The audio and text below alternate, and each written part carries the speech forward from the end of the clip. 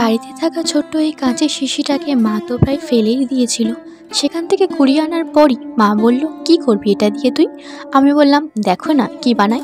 আসলে কি বলতো, কাঁচের শিশিতে এর আগে কালার করলেও কখনো এমনভাবে করিনি, তাই ভেবেছিলাম এমনভাবে একবার ট্রাই করব। এর আগের গ্লাস পেন্টিংগুলোতে বোথ সাইডে কখনো কালার করা হয়নি, শুধুমাত্র আপার সাইডেই করেছিলাম। তাই এবারে ভাবলাম বোথ সাইডেই কালার করা যাক। আসলে কি বলতো, নিজের এই ছোট্ট ছোট্ট ইচ্ছে বা শখ যাই বলো না কেন, সেইগুলো পূরণ করতে কার না ভালো লাগে বলো, তাই না?